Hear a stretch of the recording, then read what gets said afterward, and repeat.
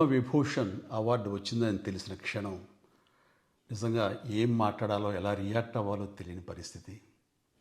మన దేశంలో రెండవ అత్యున్నత పౌర పురస్కారం పద్మ విభూషణ్ లభించినందుకు నాకు నిజంగా చాలా సంతోషంగా ఉంది. ఒక తల్లి కడుపున పుట్టకపోయినా నన్ను తమ సొంత మనిషిగా, మీ అన్నయ్యగా, మీ బిడ్డగా భావించే కోట్లాది మంది ప్రజల ఆశీస్సులు, నా సినీ కుటుంబం యొక్క అండదండలు, అలాగే నీడల నాతో ప్రతి నిమిషం నడిచే లక్షలాది మంది అభిమానుల ప్రేమ, ఆదరణ కారణంగానే నేను ఈ రోజున ఈ స్థితిలో ఉన్నా. అందుకే నాకు దక్కినటువంటి గౌరవం ఇది మీది. మీరు నాపై చూపిస్తున్న ప్రేమ, ఆప్యాయతలకు నేను ఏమి రుణం తీర్చుకోగలను?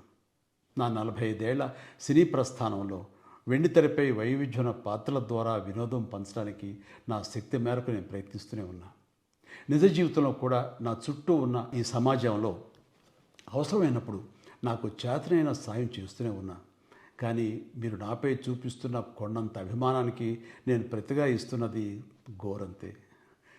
ఈ నిజం నాకు ప్రతి క్షణం గుర్తుకొస్తూనే ఉంటుంది, నన్ను బాధ్యతగా ముందుకు నడిపిస్తుంటుంది.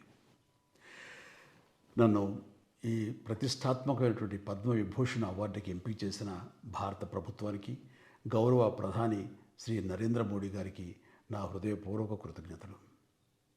జై హింద్. రాత్రి ఇది అనౌన్స్మెంట్ లేట్ అయ్యింది అనుకుంటా. మాకు కూడా అంటే మాకు మధ్యాహ్నం వచ్చింది ఇన్ఫర్మేషన్. ఓ మధ్యాహ్నం తెలిసిపోయిందా? మాకు మధ్యాహ్నం ఎన్నికలు వచ్చింది ఇన్ఫర్మేషన్.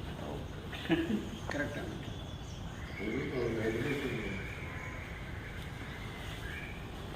సార్ ఫ్యూచర్లో భారత రత్నతో పాటు ఇంకా మీరు ఏమైనా అవార్డు ఉంది కూడా గెలవాలి.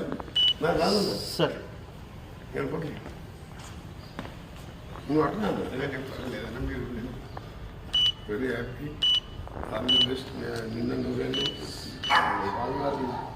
చాలా నాన్నర్ అండ్ ఫస్ట్ ఇలా డ్రెస్ చేయడం అనేది రియల్లీ నాన్నర్.